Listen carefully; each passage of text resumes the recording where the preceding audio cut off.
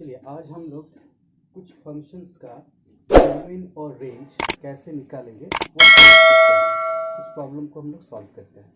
ठीक है, so problem solve करने से पहले देखिए यहाँ पर हम तीन जगह मॉड और मॉड, ये मॉड फंक्शन लिए हैं। इसको बोला जाता है मॉड्यूलस फंक्शन।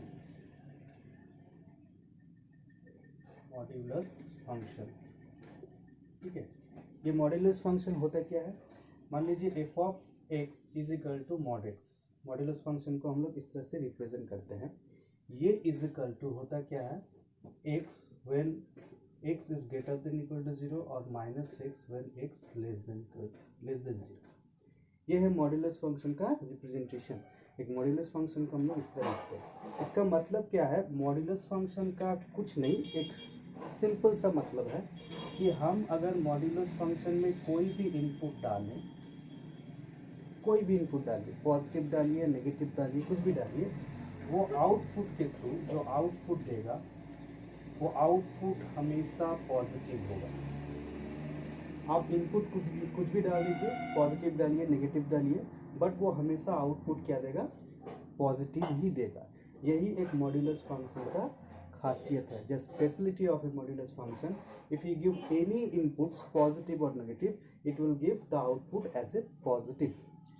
आउटपुट में पॉजिटिव हो जाएगा।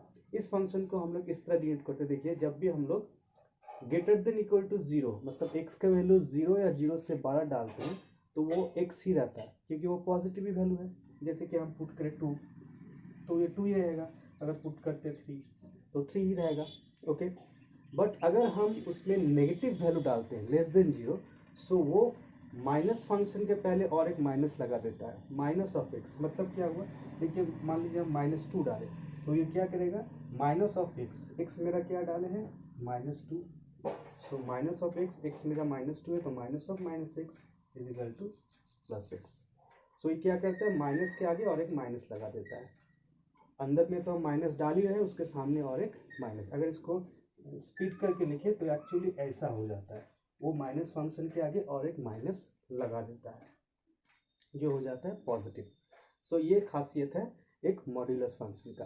तो यहाँ पर हम 3 मॉड्यूलस फंक्शन लिए, इसलिए हम मॉड्यूलस फंक्शन के बारे में बता लिए। कुछ भी इनपुट डालिए वो एज अ आउटपुट पॉजिटिव ही रियल नंबर्स को देगा। Okay, I hope it is clear. अब चलिए हम लोग सॉल्व करते हैं इस प्रॉब्लम को।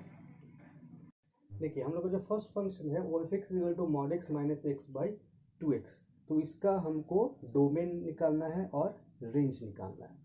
सो डोमेन मतलब D of F, domain set को हम लोग डी ऑफ एफ से रिप्रेजेंट करेंगे फंक्शन का। ठीक है, D of F, F for function. तो डोमेन सेट निकालने के लिए देखिए क्या बनता है डोमेन सेट। अब देखिए ये जो मेरा फंक्शन दिया है, इस फंक्शन का डिनोमिनेटर में है 2x। अगर अब हमको लेना क्या, यहाँ से रियल नंबर से x का वैल्यू इनपुट लेना है, सो मेरा आउटपुट निकलेगा। तो हम क्या किए, x का एक इनपुट लीजिए। हम अगर x का इनपुट 0 लेते हैं तो देखिए अगर x पर इनपुट 0 ले लेंगे तो मेरा जो डिनोमिनेटर है वो हो जाएगा 0, 2 × 0 0। x का वैल्यू अगर नीचे में 0 आ गया तो वो अनडिफाइंड फंक्शन होता है, तो हम x का वैल्यू 0 नहीं ले सकते।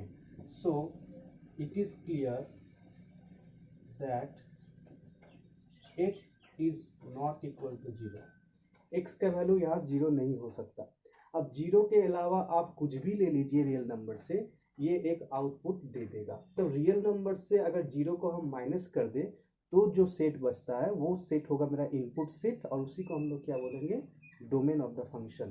तो इसका डोमेन ऑफ फंक्शन हो गया r minus set 0। r set से 0 सेट को माइनस कर दिए तो जो बचा वो हो गया मेरा डोमेन ऑफ द फंक्शन। ठीक है, अब नेक्स्ट हमको करना क्या है, रेंज निकालना है। तो रेंज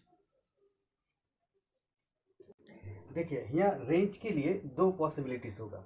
क्यों, क्योंकि यहाँ देखो मॉड्यूलस फंक्शन दिया हुआ है। सो मॉड्यूलस फंक्शन के लिए 2 होता है, एक ग्रेटर देन के लिए और एक लेस देन के लिए। सो फर्स्ट केस में हम क्या करेंगे, केस 1 में हम पकड़ेंगे x greater than 0। Actually modulus function greater than equal to होता है, बट क्योंकि डिनोमिनेटर हम not equal to x not equal to 0 पकड़ चुके हैं, इसलिए हमको पकड़ना क्या, greater than 0। So greater than 0 में y क्या आ रहा, y क्या आएगा ग्रेटर देन 0 में,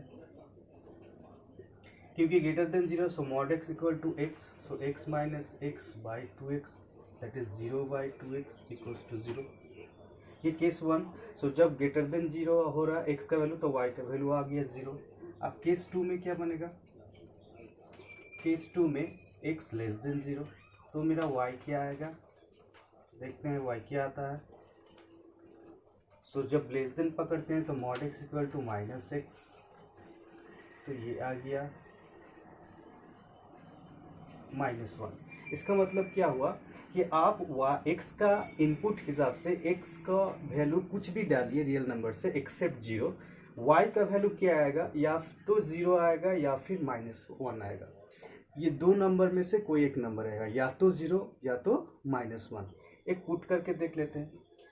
चलिए यहाँ हम पुट करते हैं x का वैल्यू, एक नेगेटिव वैल्यू लिखते हैं जैसे -3।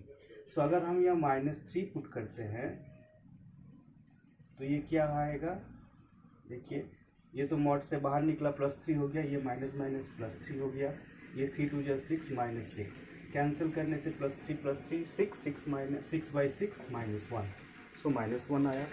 अब कुछ और एक वैल्यू लेते हैं positive value 2, so mod 2 -2 by 2 into 2, तो यहाँ देखिए क्या आ रहा है 2 - 2 by 4 that is 0 by 4 equals to 0। इसी तरह आप कुछ भी वैल्यू लीजिए, नेगेटिव या पॉजिटिव पे, हमेशा ये आउटपुट हिसाब से -1 और 0 यही दो चीज़ देगा। सो मेरा आउटपुट क्या आ गया, आउटपुट आया -1 और 0। सो range of this set RF क्या हो गया मेरा, -1 एंड 0, ये हो गया मेरा रेंज ऑफ द सेट। समझ में आया।